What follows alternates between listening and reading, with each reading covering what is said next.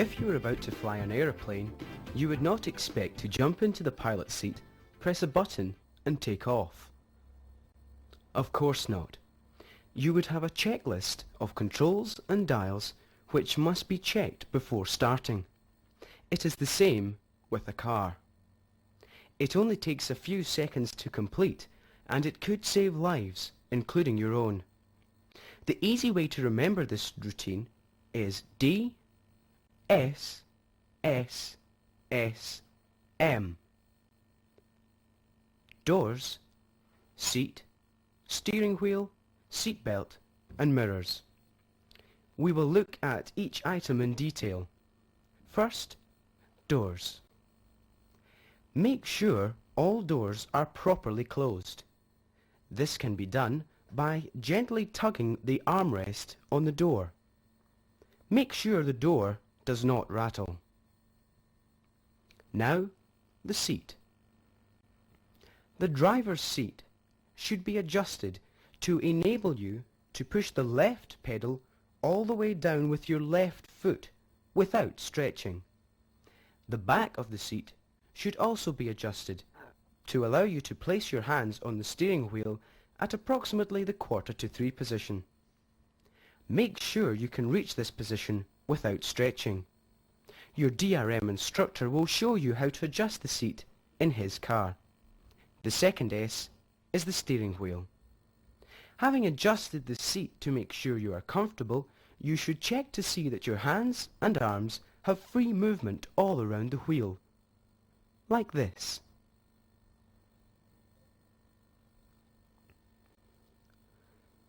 Now you are sitting comfortably in the correct driving position. Do not forget the third S, the seat belt. Make sure your seat belt is correctly and securely fastened, is not twisted, and is clean. Finally, the mirrors. Most modern cars have 3 rear view mirrors.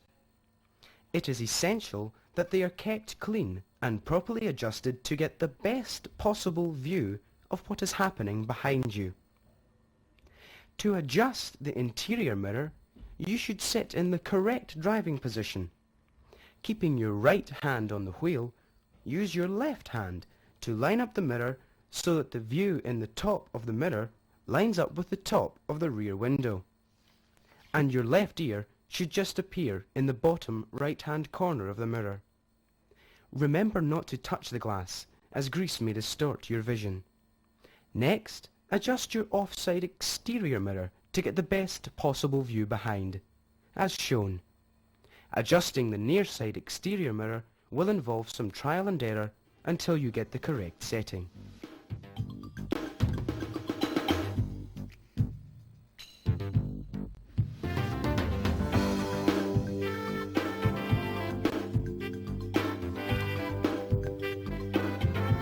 This section is designed to teach you the basic controls of the vehicle.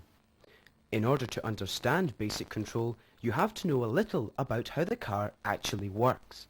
So we are going to start by looking at the principal hand and foot controls, and we will begin with the pedals. We will label the pedals A, B, and C. Pedals A and B are operated by the right foot, and pedal C is operated by the left foot. Let us look at the function of each of these pedals in turn. We will start with pedal A on the right. A is for accelerator. This pedal controls the power of the engine. Power will be increased by depressing the pedal gently so that the engine speeds up. This is known as acceleration. Releasing the pedal will cause the engine to slow down. This is known as deceleration. Notice that the engine will not stop altogether, but will tick over or idle. As the word accelerator is rather a mouthful, we shall be using the term the gas or gas pedal. Now let us look at the second of our 3 pedals. Pedal B is for brake.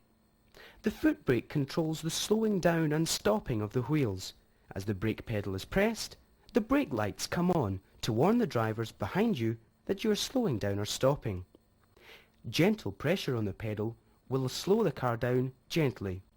Slightly more firm pressure will reduce the speed of the car much more rapidly. Now, as both pedals A and B are operated by the right foot, the foot should normally be placed in a position where you can quickly and conveniently reach and operate both pedals. And this is usually done by placing the heel of the foot on the floor midway between the pedals. Now, you should always ensure that the ball of the foot is used on the brake pedal to prevent the foot slipping off and to get a much better feel of the brakes. In all normal circumstances, both these pedals should be used gently. Now for our third pedal. Pedal C is for clutch. The clutch is the only pedal operated by the left foot. The clutch enables you to separate the drive from the engine to the gearbox, allowing the engine still to run when the car is brought to a stop and to help in smooth gear changing. To be able to operate the clutch properly, you really do need to know how it works. It is basically in two halves. One half is permanently attached to the engine, the other half is connected through the gearbox to the drive wheels. With the pedal in its normal position, the two halves of the clutch are held together by spring pressure. Therefore, when the engine is running and a gear is selected, the power of the engine is transmitted to the drive wheels and the car will move. But when the clutch pedal is fully depressed, the two halves of the clutch are separated. The power is disconnected from the drive wheels and the car may stop, even roll back, but the engine will continue to run. The position where these halves meet is called the biting point. Now for the hand controls. We will start with the handbrake. The handbrake is usually on the floor between the two front seats. Once the car is stopped, the handbrake is used to keep it stationary. It is not designed for use when the car is moving. To release the handbrake, pull it firmly upwards, push the button in and keep it in, push the lever as far down as it will go. Let go of it and return your hand to the steering wheel. To apply the handbrake, you simply reverse the procedure. You press the button in, keep it held in all the way up, raise it as far as it will go, then take your thumb off the button and return your hand to the steering wheel. Never apply the handbrake without first having pressed in the release button, as this will eventually cause wear on the locking mechanism and the handbrake may end up releasing itself. Now for the gear lever. The gear lever is usually situated just forward of the handbrake. It is used to select the required gear. At the moment, it is sufficient for you to know if the gear lever is in the neutral position or actually in gear.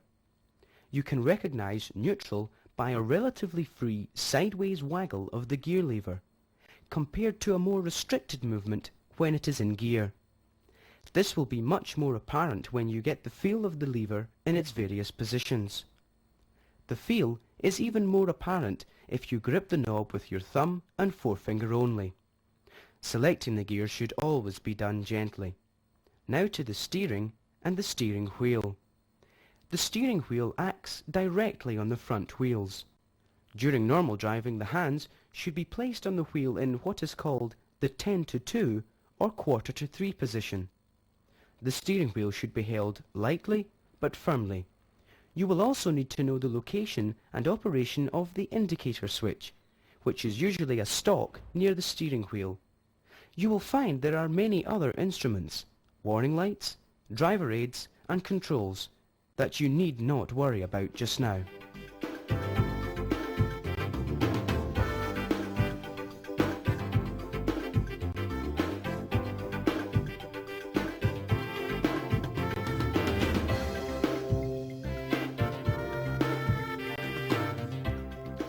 Now that we have been shown the various hand and foot controls, we're going to look at a simple routine for moving off in first gear and, of course, before we go too far, how to stop again.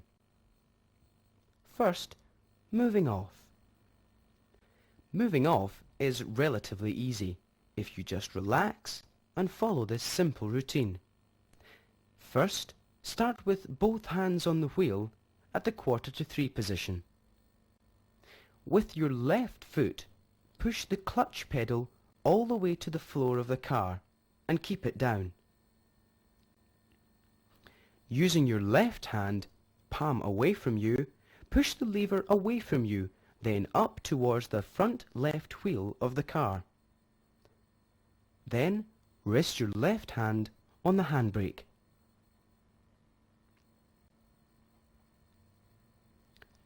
Now, with your right foot, gently push the gas pedal until you hear a nice, steady, even hum from the engine. This is known as setting the gas. Now slowly let the clutch pedal come up to the biting point. At this point you will hear the engine slow down slightly. Now keep both feet still. Before doing anything else, it is important to check that it is safe to move off. First, check your mirrors. Do not forget also to check over your right shoulder for anything behind and to the right that would not be seen in the mirrors. If it is safe, slowly release the handbrake and return your left hand to the steering wheel. If the car starts to move forward, you have brought the clutch up a little too far. Gently push it down a fraction until the car stops and then keep both feet still. If the car rolls back, bring the clutch up a fraction until the car stops and again keep both feet still. Check mirrors and blind spots again and, if safe, let the clutch come up a fraction until the car starts to crawl forwards. Then keep both feet still again. This will give you time to steer gently right to approximately 1 door's length from the curb. Then steer gently left to straighten the wheels. Once the car is in the correct position, check your mirrors again and look well ahead. If safe, slowly let the clutch up all the way and at the same time gently press the gas pedal a little more.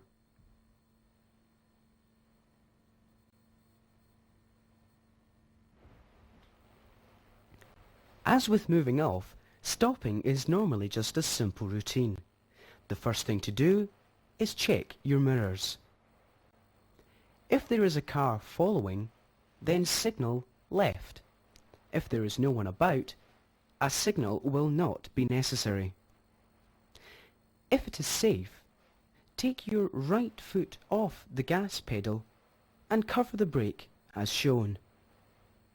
The car will begin to slow down. With your left foot, cover the clutch pedal. Look where you wish to stop and steer gently left towards the curb. Then steer gently right to straighten the wheels. Check your mirrors, gently brake, and just before the car stops, push the clutch all the way down. Now keep both feet still. The next thing to do is to secure the car by pulling the handbrake fully on. Then select neutral gear and return your hand to the steering wheel. Now you can take both feet off the pedals and relax. Practice this routine with your DRM driving instructor until you can do it easily.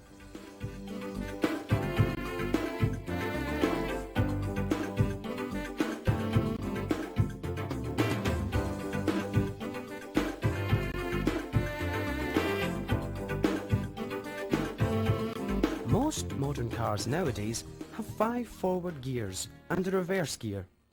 As explained in the controls lesson, there is also a neutral gear which disconnects the engine from the drive wheels and lets the engine run without the car moving. 4 of the forward gears on most cars are in the form of the letter H. As you can see from the diagram, neutral is located along the crossbar of the H.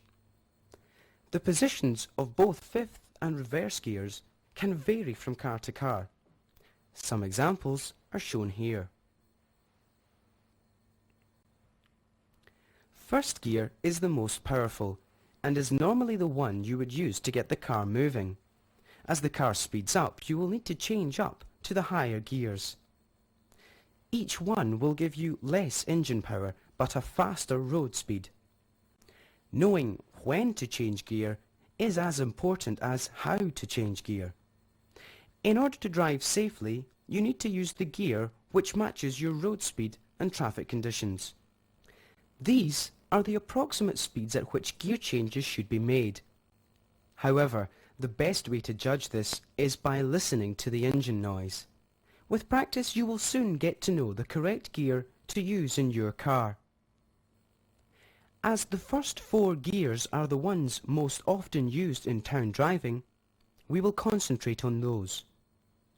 Once you have a mental picture of where the gears are, remember not to look at the lever. It is better to stay in the correct position on the road in the wrong gear than be in the correct gear but in the field next to the road. So look where you are going. It is easy in the beginning to grab the lever and attempt to stir porridge with it. However, this does make selecting the gear you want very awkward. The best way to move the lever is to place your left hand on the gear lever, palm away from you, and gently push the lever away from you, then forwards, aiming at the near side front wheel. Then return your hand to the steering wheel. Place your left hand on the gear lever, palm away from you, then slide the lever back, aiming at the rear near side wheel. And again, return your hand to the steering wheel. Place your left hand on the gear lever as shown. Note that this time the palm of your hand will be facing you. Gently push the lever forward, not too far, and the spring in the lever will allow it to slide across neutral. Then push the lever forwards towards the offside front wheel. Now return your hand to the steering wheel. Place your left hand on the lever, palm towards you, and gently pull the lever back towards you. It is worth practicing this with the car parked at the side of the road and the engine switched off. While all this is going on, what do we do with our feet? The simple answer is off gas, clutch down, both together. Before moving the gear lever, it is a simple matter of taking your right foot off the gas pedal and at the same time pushing the clutch pedal all the way down, then select the required gear. Gently let the clutch up again with a little more gas to increase your speed. When changing down a gear, say 4th to 2nd, in order to correct your speed to match the gear, you would adopt the following procedure. First, take your right foot off the gas pedal and cover the brake. Gently brake to a suitable speed for the gear being selected. Keep the brake covered, push the clutch to the floor with your left foot, then select the required gear. Gradually allow the clutch to come back up. It is important not to rush this. Use your brake to control your speed and to give you time to change down properly. Do not bring the clutch up too quickly. Smooth gear changing takes a lot of practice, so be patient and you will soon get it right.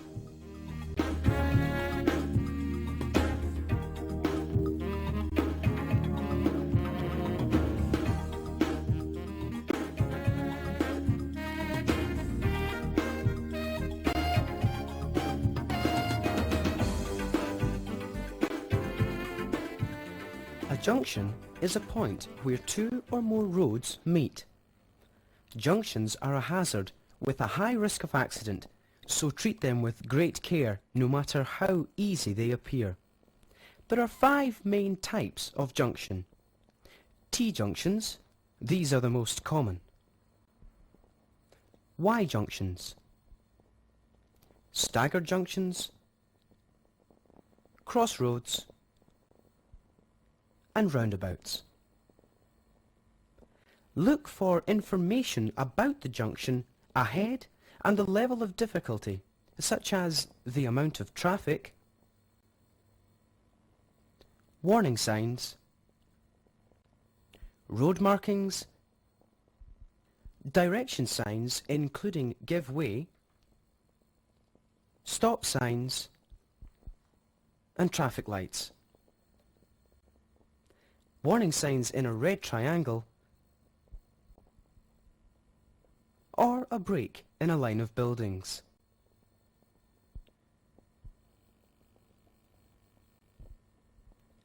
A zone of vision is what the driver can see from the vehicle.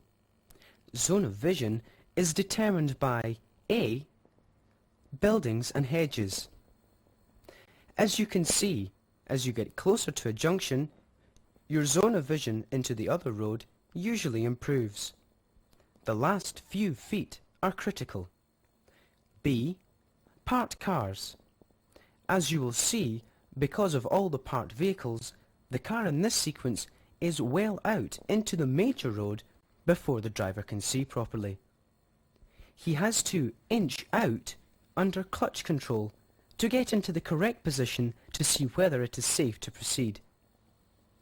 Remember, if another vehicle or pedestrian is not in your zone of vision, you are not usually in theirs. How you approach junctions depends on what you intend to do. You may want to cross a major road, emerge into a major road by turning right, emerge into a major road by turning left.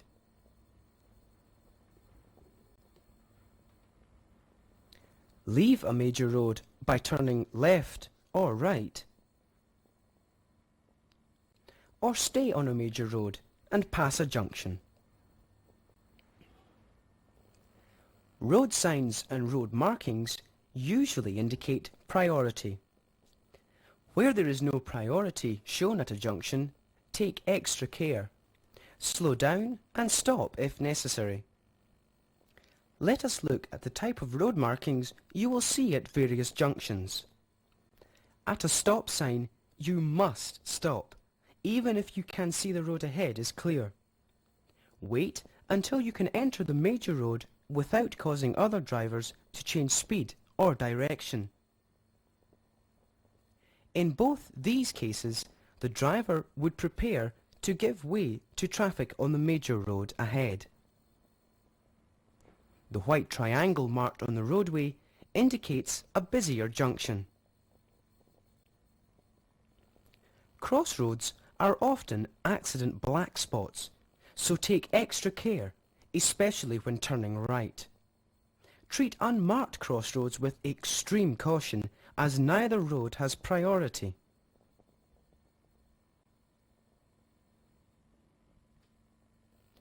At busy crossroads, you will often see the road marked with criss-cross yellow markings, as shown.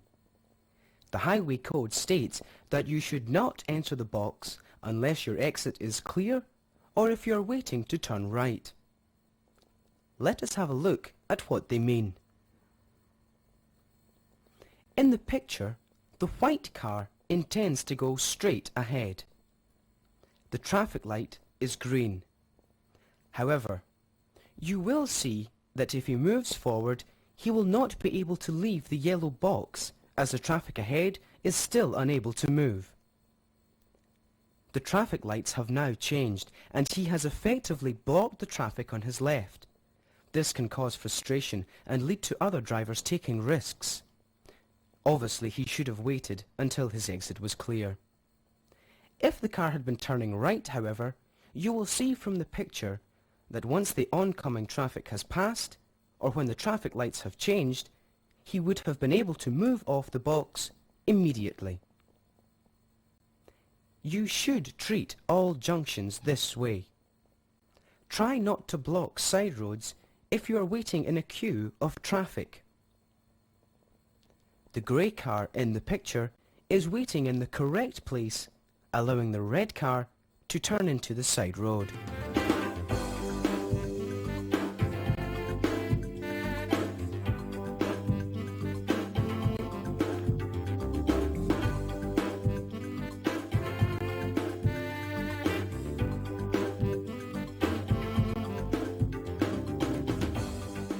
We are now going to look at a routine to follow for junctions and hazards. This routine incorporates the system taught by the Driving Standards Agency and the Police Driving Manual into a habit-forming and easy-to-learn routine. It allows for a greater safety margin at all times and gives you, the driver, time to react to any given situation. This routine must be considered in sequence by a driver on approach to every junction and hazard. So, what is a hazard? A hazard is anything containing an element of actual or potential danger. For example, a junction, especially those where your vision is partially blocked by buildings or hedges. A bend. Do you know what is round this corner? A parked vehicle. Watch out particularly for pedestrians here. Variations in weather conditions. In fact, anything that may cause you to change your speed or direction.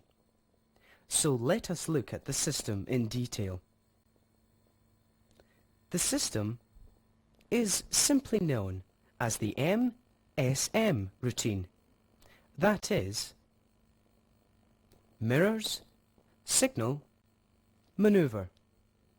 As the word maneuver refers to various actions, we have further split this into sections. Position, speed, gear, look. So the complete system is as follows. Mirror, signal, position, speed, gear, look. Before seeing this system being used, we should first of all study each item in detail. So we will start with the mirrors. It is absolutely essential that we effectively check our mirrors well before signalling or making any alteration to our speed or direction. As you can see from the diagram, the mirrors do not show us everything behind and to either side, so we will have to also check over our shoulder before we can be certain it is safe to move off. For example, another vehicle could emerge from a junction on your right, which you would not see in your mirrors. So remember not only to use your mirrors often, but check blind spots as well. Use your mirrors often to give the driver behind, if there is one, time to react to what you are going to, or may have to, do next. Next, signals. The first thing to remember about signals is that they should be used to help or to warn other road users. The most common type of signal is, of course, the flashing direction indicators. Not used so often, but still necessary on occasion, are arm signals.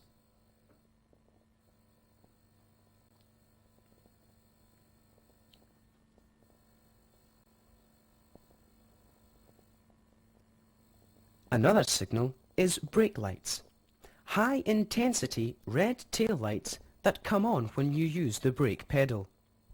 This helps to warn following drivers that you are slowing down or stopping. Other signals include the horn and flashing headlamps. Both these signals should only be used to warn other road users of your presence. Look out also for white tail lights, which should warn you that the vehicle may be reversing or about to. Look out for another vehicle's hazard warning signals, that is, both right and left indicators flashing at the same time. This signal is usually used to warn other traffic that the vehicle is creating an extra problem or hazard to other road users. The next part of this routine is position. The safety position for normal driving should be well to the left. A useful guide is to position the car approximately one door's length from the curb. This may have to vary. If driving on a narrow road, you may have to drive closer to the curb. Be especially careful of pedestrians and larger vehicles in this instance. Slow down if necessary. The safety position becomes even more important when passing parked vehicles. Where there is room, you should take up a position at least a door's length from that vehicle. Now, for speed.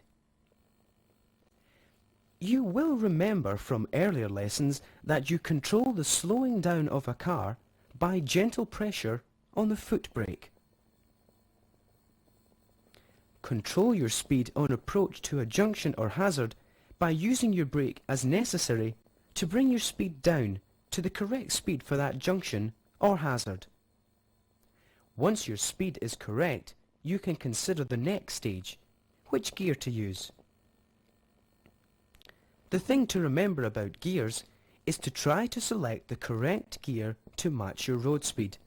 For example, if you were negotiating a right-angled junction like this one, your road speed would be approximately 5 miles per hour.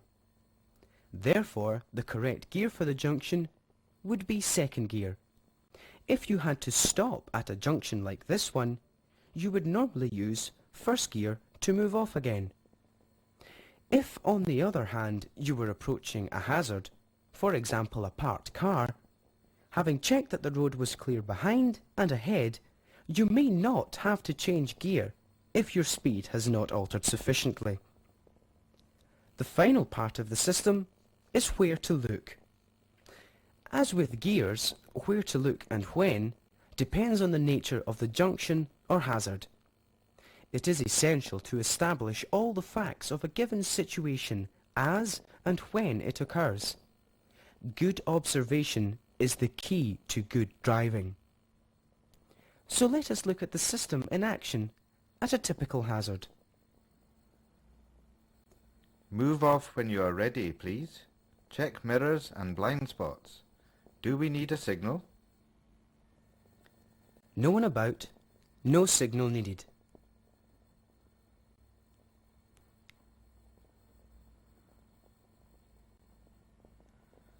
Parked car ahead. Check mirrors and ahead of parked car. Do we need a signal? No one about, no signal needed.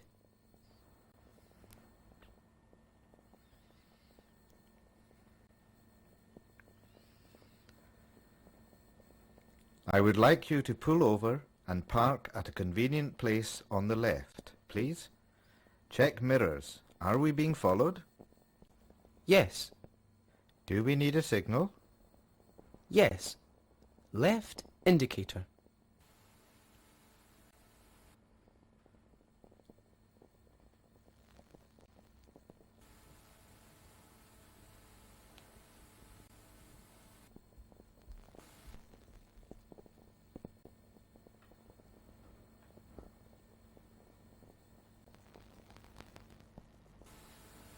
Did you notice that the pupil used the MSM routine 3 times? The pupil was asked to move off when ready. He checked his mirror and decided a signal was not necessary. He drove the vehicle to the safety position, and as there were no obstacles, he increased his speed and at the correct time changed gears. As he approached the parked car, he checked his mirrors and ahead, again deciding no signal was necessary, and as the road ahead was clear, took up a position approximately 1 door's length from the parked car. There was no need to change his speed, so no gear change was necessary. He was then asked to pull over and park. This time when he checked his mirrors, he was being followed, so he signalled left before changing position and speed. However, as he was slowly braking to a stop, there was no need to change gear, and he could concentrate on looking where he was going to park. So, remember what was said at the beginning of this section. This routine must be considered in sequence by a driver on approach to every junction and hazard. You will also have seen that whilst not every part of the routine is used on every occasion, the mirrors are always used before any other part of the routine is considered. In the next section, we will see the routine used for junctions.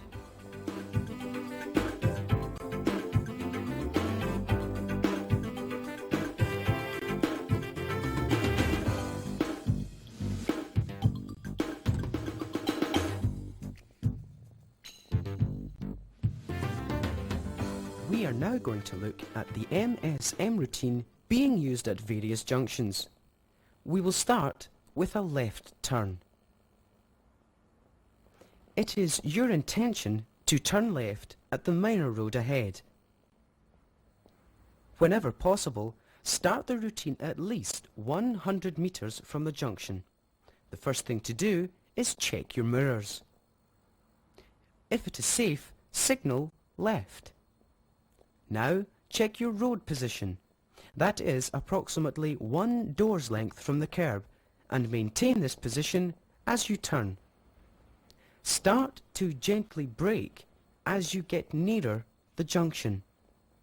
Bring your speed down to little more than walking pace. As you need to match the gear to your road speed, you will now need to select second gear in order to negotiate the junction safely. Approximately 4 to 5 car lengths from the junction, select second gear, keep your foot brake covered, and slowly let the clutch pedal up. It is now important that you know where to look and when, and what to look for. First, pedestrians.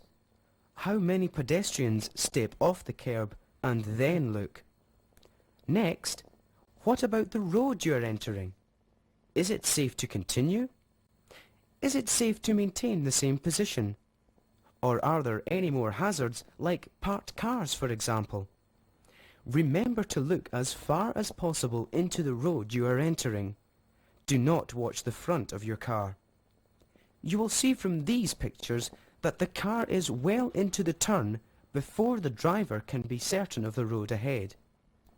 Once you have entered the new road, you should check your mirrors once more before driving on. Remember to make sure your signal has cancelled. Now we can look at turning right. It is your intention to turn right at the minor road ahead. Start the routine as early as possible, so the first thing to do is check your mirrors. This is especially important when turning right, as another vehicle may have already begun to overtake you. If it is safe, signal right. Again, if it is safe, you should immediately take up the correct position. The position for a right turn is normally as close to the centre of the road as is safe. This will allow any following traffic to pass you on the left. It is important to remember, however, that if you are turning right from a narrow road, and there is no room for following vehicles to overtake you on the left safely, you should maintain your normal driving position and not encourage them to squeeze past. As with turning left, you will now need to reduce your speed to negotiate the junction safely. Remember to use your brake gently and bring your speed down to a little more than walking pace. Again, you will need to match your gear to your road speed in order to negotiate the junction safely. Select second gear, keep your foot brake covered, and slowly let the clutch up. It is even more important that you know where to look when turning right. You will first have to look ahead for oncoming traffic and give way if necessary. You may have to stop and wait until the oncoming vehicle has passed and it is safe to proceed. Where to stop is also important. Line up the front of your car with the centre of the road you intend to enter. Don't forget to check your mirrors once more before turning. Remember, having stopped, you will need to select first gear to move off again. If you have to wait for a number of oncoming vehicles, use your handbrake. While you are waiting, have a good look at the road you are entering and watch for pedestrians as you turn. Do not cut the corner. This is extremely dangerous. The correct line to take would be as follows. You would normally aim to finish in the normal safety position. Remember to look well ahead into the new road as you turn. There may be parked cars ahead and you will need to adjust your road position early. Watch for oncoming traffic in the new road and do not forget to check your mirror before driving on. Now we will look at how to turn left from a minor to a major road. As you approach the major road, try to assess the junction as described in section 5. Check road signs and road markings. Next, check your mirrors. The next thing to do is signal your intention, so signal left in good time but not too soon.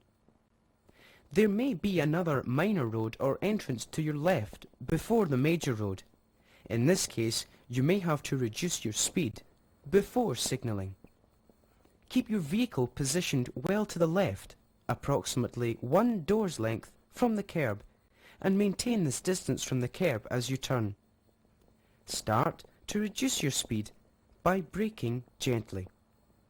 Bring your speed down to little over walking pace. This will give you time to assess the junction and which gear to use. If the road can be seen to be clear and you do not have to stop, second gear would be appropriate. If you have to stop, however, remember to select first gear to move off again. Start looking left and right as you approach the major road. Keep looking left and right throughout this manoeuvre. That is, as you approach, if and while waiting to emerge, and as you drive on. Emerging is when a vehicle leaves one road and joins, crosses over, or turns into another. You will have to judge the speed and distance of any traffic on the road you intend to enter, and only do so when it is safe. This needs care, practice, and patience. You will have to decide when to wait and when it is safe to go. This depends largely on your zone of vision. See section 5, Junctions. Remember, an approaching vehicle, especially a bus or lorry, can easily mask another vehicle which may be overtaking it. So wait until you are certain the road is clear before moving off. Watch also to your left before moving. A car may be overtaking on the part of the road you are about to enter. Do not forget to look for pedestrians, cyclists and motorcyclists.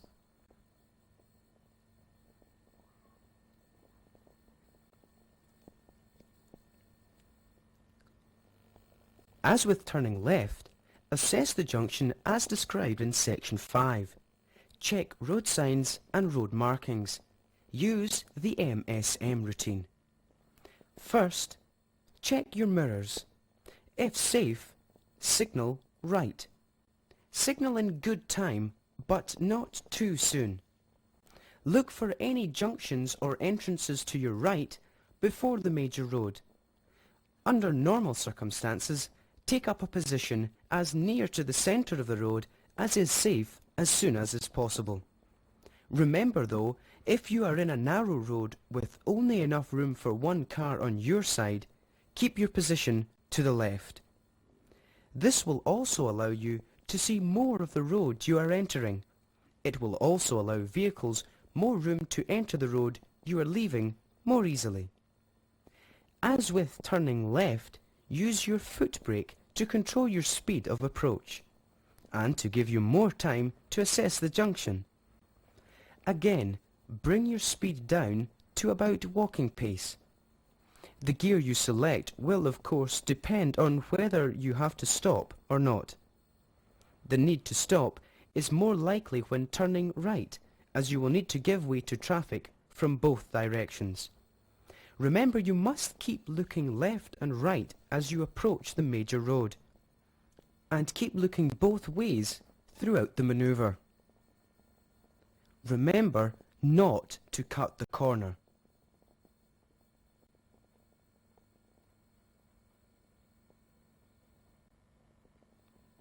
Keep looking both ways as you move off. Don't forget that an oncoming vehicle could easily hide another vehicle overtaking. So do not emerge until you are sure it is safe to do so. Remember to look for pedestrians, cyclists and motorcyclists.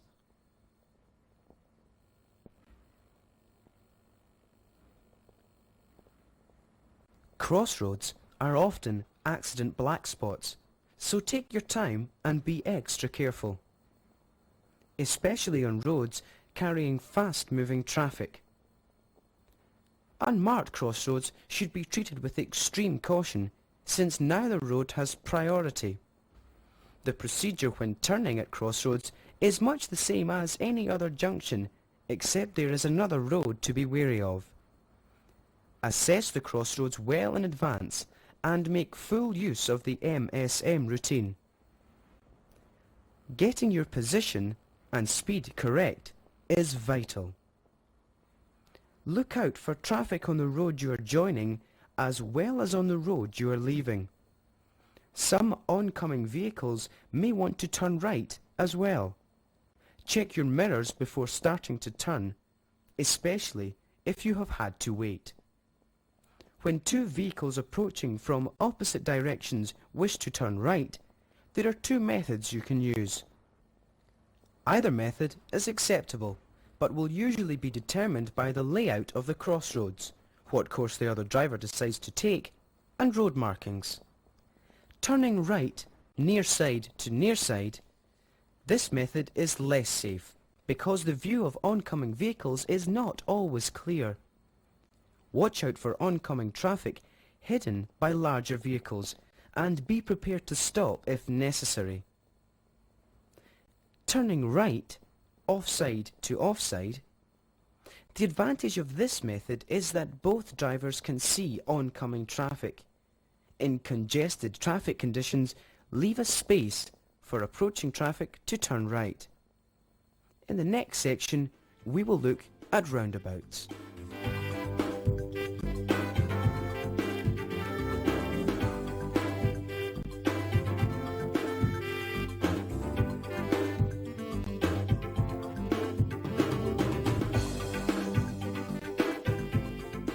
Roundabouts come in many shapes and sizes. Most of them developed from crossroads. As crossroads became more congested, it was found that by introducing a roundabout, it helped to ease the flow of traffic at that junction by making it into a clockwise one-way street. If it was your intention to turn left at a crossroads, you would approach in the left-hand lane signalling left. You approach a roundabout in the same way. If it was your intention to follow the road ahead at a crossroads, you would normally approach in the left-hand lane, but not signalling. You approach a roundabout in the same way.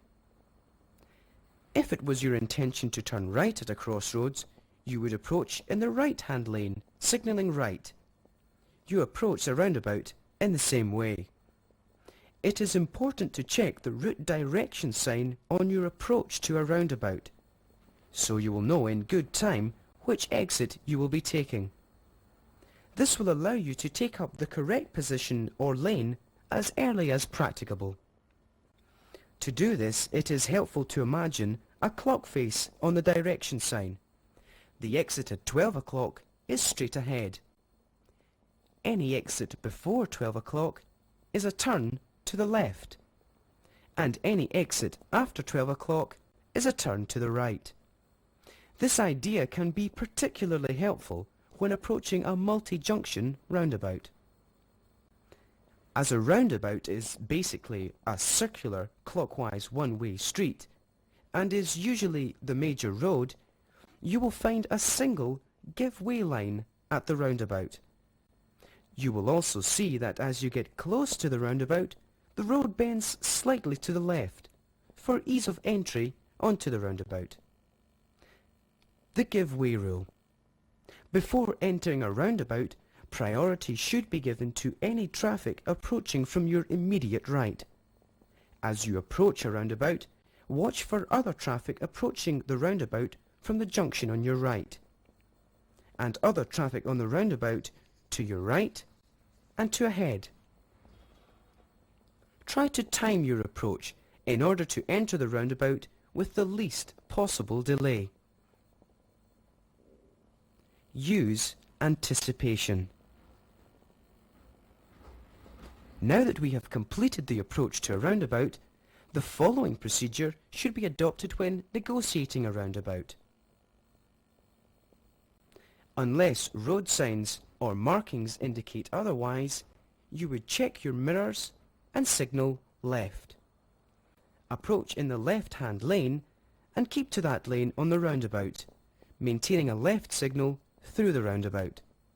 Remember, use the MSM routine. Approach in the left-hand lane without signalling.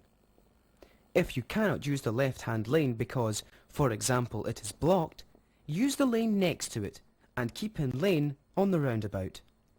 Check your mirrors, especially the near side exterior mirror. Indicate left as you pass the exit immediately before the one you intend to take. Remember to use the MSM routine.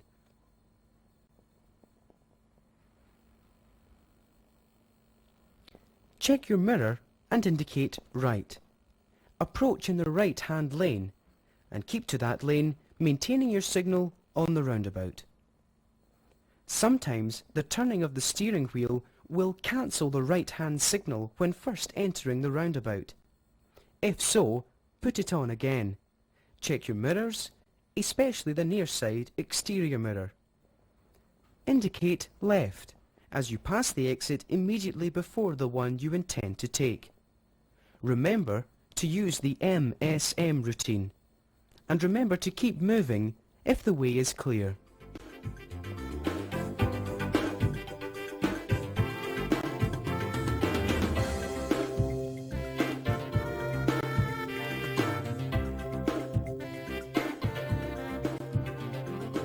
In your driving test, you may be asked to turn the car to face the opposite direction by the use of forward and reverse gears.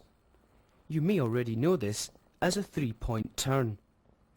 However, if your car is larger than average or the road narrow, it may take more than 3 maneuvers. Perhaps it would take 5. As long as you carry out this exercise safely and under control, the number of maneuvers you take should not matter. However, you should try to take as few as possible. This exercise is useful if you need to turn your car where you cannot find a suitable side road. It will also help you to learn how to control a vehicle in a confined space, which will lead you to having more confidence in busy traffic. The secret of this maneuver is to drive slowly and steer quickly. Good all-round observation is essential. The maneuver looks complicated, but if we divide it into 3 stages, understanding it will be easier. So let us look at part 1. The first thing to do is to find a convenient place to stop. Choose a place where you have plenty of room and where there are no obstructions in the road. Avoid parking near lampposts or trees near the curb. The next thing to do is to check whether the road is flat or has a camber, that is, a curved surface. Most roads have a camber to allow water to drain from the road surface. It means, of course, that you will have to control the car both up and downhill. Having made sure it is safe, move off slowly, controlling the speed of your car with the clutch at the biting point. At the same time, steer rapidly and fully to the right until full lock is achieved. Maintain full lock until you are approximately 3/4 of the way across the road. As you will by now be heading downhill towards the curb, cover the foot brake and start to steer quickly to the left. As you get close to the curb, look towards your near side wing mirror, and when the curb appears in this position, brake gently to a stop and apply the handbrake. Two things to remember. Do not steer unless the car is moving, as this could damage the steering mechanism. And remember to keep looking all round for other traffic and pedestrians. Now for part 2. Select reverse gear and make good all-round observations, especially through the rear window before you let the car move. Drive slowly back and continue steering left and looking over your left shoulder. When you are halfway across the road, look over your right shoulder and steer quickly right. Remember, the car will probably be heading downhill towards the curb, so cover the foot brake. As you get close to the curb, look to line up the curb as shown. Brake gently to a stop and apply the handbrake. Don't forget to carry out good all-round observations. Now, select first gear and again have a good look around, especially to your left. If it is safe, drive slowly forwards and continue steering right. Once you are sure of missing the curb, look where you would like the car to finish, that is, the normal safety line for driving. Steer gently left to straighten the front wheels and don't forget to check the mirror before driving on. If another vehicle approaches during this exercise, do not wave them on. Wait to see what the other driver's intentions are. If he signals you to continue, make sure it is otherwise safe to proceed before you move, and do not rush.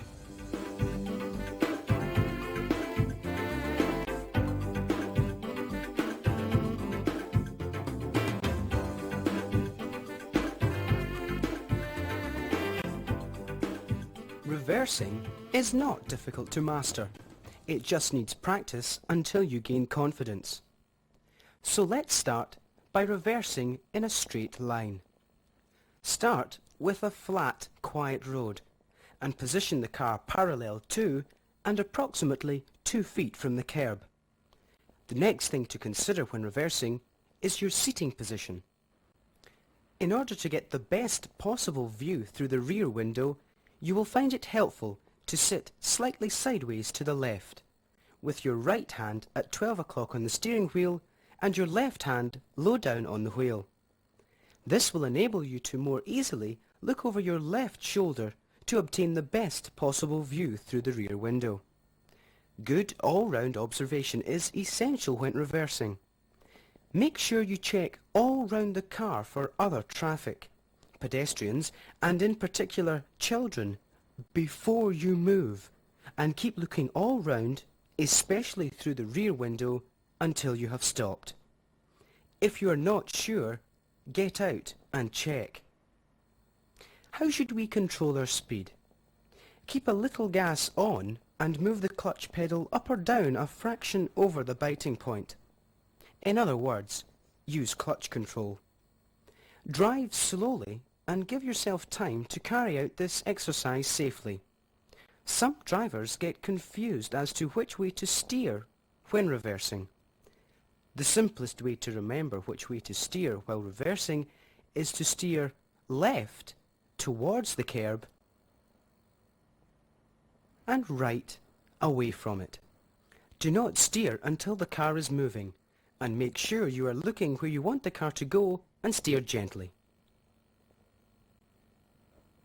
Now that you've had some practice reversing in a straight line, we can take this a stage further and look at how to reverse into a minor road on your left. The simplest way to learn this manoeuvre is to break it down into 4 easy stages. So let us look at each stage in some detail. Stage 1. Carry out normal observations for moving off. Drive past the junction and check that there are no parked cars or other hazards that would prevent you from carrying out the exercise safely. Stop the car approximately 2 to 3 car lengths beyond the junction, parallel to and some 2 feet from the kerb. You should be able to see the junction in your rear view mirror. Don't forget the MSM routine during this stage. Now for the second stage. Carry out normal observations for a straight reverse. When it is safe, reverse slowly back until point A disappears from your view, then stop. Before starting to move through stage 3, it is important to know that when you start to steer left, the front of the car will swing out towards the centre of the road and could be a danger to other vehicles approaching from either direction. So be sure to check all round before steering.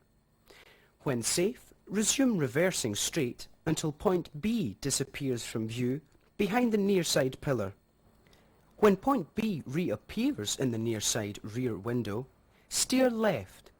Remember to keep looking all round for other vehicles and pedestrians, and be prepared to stop if necessary. Allow the car to continue round the corner until it is almost parallel to the kerb, then stop again. Although the car is nearly straight, you will see, however, that the front wheels are still facing to the left.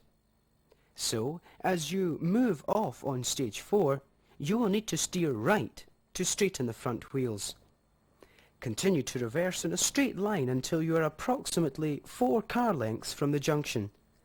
Don't forget to keep looking all round and well back at where you want the car to finish. You should now practice this manoeuvre in one complete movement until you are sure you can do it safely. In the next section, we will be looking at reverse parking.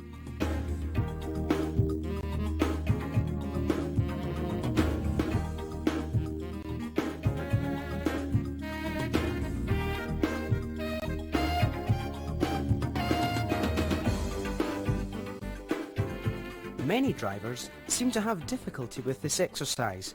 However, if we follow a simple routine, with a little practice, you will soon get the hang of it.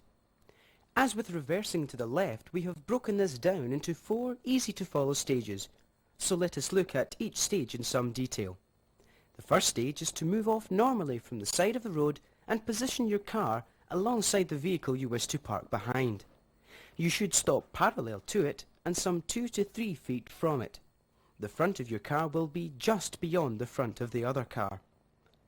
The second stage is to prepare to reverse straight until the rear of your car is level with the rear of the other car. You have now reached the point where you would begin to steer left, stage 3. You will remember when you were reversing round a corner that it is at this point when the front of your car will swing out towards the right. So good all-round observation is vital here. With the car moving slowly and having made the appropriate observations, steer left until the front of your car lines up with the rear of the other car. Then straighten your front wheels by steering right. As soon as the front of your car is clear of the other car, steer further to the right to bring the front of your car in towards the kerb. You are now ready for stage 4. Just before your car is parallel to the kerb, you will need to steer left again to straighten the front wheels.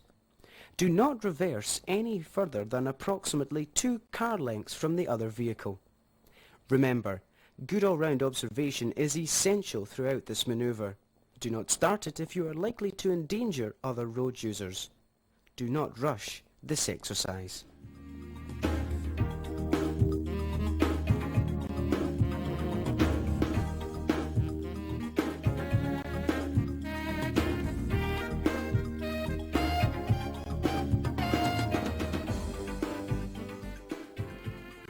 Motorways differ from ordinary roads in that they are designed to help traffic travel faster and safer. This puts great demands on both driver and vehicle, and this section deals with the special skills you will need to drive safely on a motorway. Before driving on a motorway, you must hold a full driving licence for the class of vehicle you are driving. You should have a thorough knowledge of the sections of the highway code dealing with motorways. You must learn and understand motorway warning signs and signals. You need to be fit and alert to drive on a motorway. Do not use it if you feel tired or unwell. Make sure your vehicle is well ventilated. If you feel drowsy, open a window until you reach a service area where you will be able to park and rest. Only drive a vehicle which is allowed on a motorway. The following are not permitted on motorways.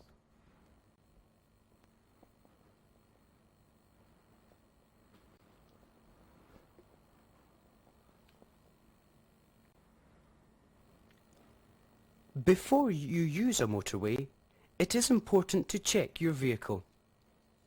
Make sure your tyres are in good condition and are at the correct pressure. Make sure your dashboard instruments and warning lights are all working. Make sure your mirrors are clean and set correctly. Clean the windscreen and other windows. Top up windscreen washer reservoir and check all lights and indicators are working properly. Remember also to ensure you have plenty of fuel and check your oil. Check also the water level in the cooling system. You can get onto a motorway in 3 ways. From a roundabout. A motorway usually starts at a roundabout. Another way to join a motorway is when the main road becomes a motorway. This will be indicated by a specially worded sign and the start of a motorway sign, and a 70 mph speed limit sign. The third way to join a motorway is via a slip road leading to an acceleration lane. You must give way to traffic already on the motorway. Look for a suitable gap in the left lane and use the MSM routine, trying to avoid stopping at the end of the acceleration lane. Once you have joined the motorway, stay in the left-hand lane until you have had time to adjust to the speed of the other traffic. After you have passed the exit, there is usually an entrance where other vehicles can join the motorway. Do not attempt to race them while they are in the acceleration lane. Adjust your speed if necessary, and if it is safe, move to another lane to make it easier for joining traffic to emerge. Keep your eyes moving when on a motorway. Look well ahead alongside you and behind often. At high speeds, situations can change rapidly. For example, an increase in the volume of traffic ahead could mean vehicles are slowing down or bunching because of some hazard. If the traffic ahead has slowed considerably, use your hazard warning lights briefly to alert drivers behind you. This can reduce the risk of rear-end collisions. Because of the faster traffic, you need more time and space for every driving action. Give yourself a greater margin between yourself and the vehicles ahead. Leave a gap of at least 1 meter per mile per hour. A useful method of judging this distance is to use what is called the 2-second rule. Pick an object some distance ahead. For example, an emergency telephone post, a bridge pillar, or a signpost. And as the vehicle in front passes it, count to yourself 1001, 1002. Or say to yourself, only a fool breaks the 2-second rule. If you pass the object before you have finished saying either phrase, then you are too close. Drop back and try it again. Lane discipline is vitally important on motorways. You should normally drive in the left-hand lane and do not change lanes unless you have to. Keep your vehicle in the centre of the lane you are using, and if you intend to change lanes, say for overtaking, use the MSM routine. But remember, at higher speeds, start the routine much earlier. Do not stay in the lane you have used for overtaking any longer than necessary, and return to the left-hand lane as soon as practicable. At motorway speeds, braking must be unhurried, progressive, and properly spread out. Don't forget to check your mirrors before braking, and don't brake too suddenly. You must make good use of the MSM PSL routine when overtaking. Start this manoeuvre well back from the vehicle you are overtaking so you can move out smoothly without any sudden movement. Make sure you can accelerate quickly enough to overtake briskly without holding up any following traffic, and look well ahead to make sure the road is clear. Use your mirrors and signal again before returning to your original lane. Do not cut in too soon in front of the vehicle you have just passed, and make sure your signal is cancelled. Unless you are going to the end of the motorway, you will exit by moving left from the left-hand lane into the deceleration lane, leading to the slip road. Get into the left lane in plenty of time. 1 mile before the exit, you will see a blue direction sign telling you the exit number and route directions. Half a mile before the exit, you will see another blue direction sign. This will give you more information about other roads. As you near the deceleration lane, you will see countdown markers. These are spaced at 270 metres, 180 metres and 90 metres from the lane. Once in the deceleration lane, you should check your speedometer. You may be surprised at how fast you are still going. You will see this sign at all exits from the motorway, so reduce your speed until you become accustomed to the new road conditions. Remember too that the road you're entering may have a different speed limit on it. Motorway signs tend to be much larger than ordinary road signs to help you see them sooner and to plan well ahead. Most direction signs are rectangular with a blue background and white lettering. Signal lights, flashing amber lights, warn of danger. For example, fog, lane closure ahead, or a temporary speed limit. Slow down to the recommended speed limit, look out for any obstacle or further danger, and do not speed up again until you pass this end of restriction sign. Look out particularly for this sign with flashing red lights. It means you must not proceed any further in this lane. Change lanes immediately. If this sign appears on a slip road, you must not enter it. You must not stop on motorways unless the red lights tell you to, it's an emergency, to prevent an accident, or police or road signs indicate you must. If you have to stop on the carriageway or the hard shoulder, switch on your hazard warning lights. Use the hard shoulder in an emergency only. It is important that newly qualified or inexperienced drivers seek proper guidance before attempting to drive alone on a motorway. Remember, the next move you make on a motorway has to be the right one. Ask for advice from your DRM approved driving instructor, who will be able to give you correct and safe instruction. Once you have passed your driving test, these further courses are available from your DRM driving instructor.